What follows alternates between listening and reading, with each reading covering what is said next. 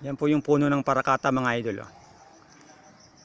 Yan po yung tinanim ko po 2017 po yan. Kasabay po ng mga nyug.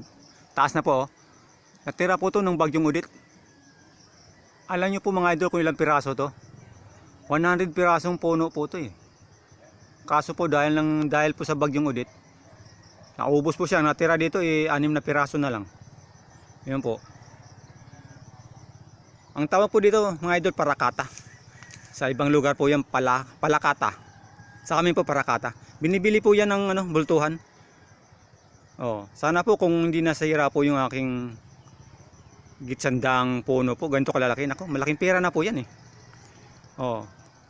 Ngayon, bakit po tinatanim yung puno na yan? Yung po kasi itong parakata po kasi. Ano po yan? Yan po yung ginagawang plywood mga idol. Plywood saka papel o bond paper mga idol.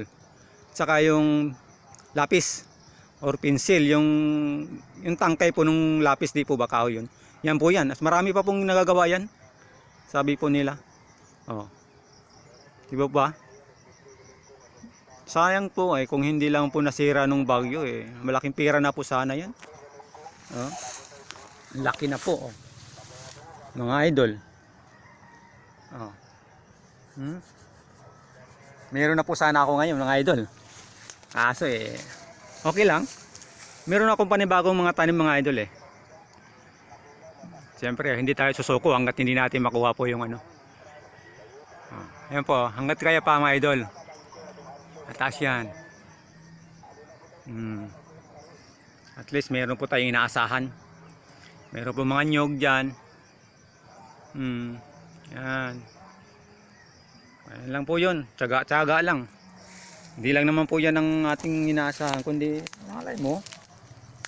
Hindi po ba? Ayan po. Kaya, ayan pa oh. Yung po yung iba. Ayan po yung parakata. Yun.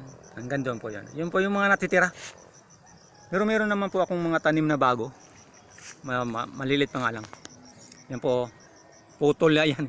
Naputol. Sumalansing lang po yan. Oh. Parakata po yan. Yan lang po. Thank you for watching.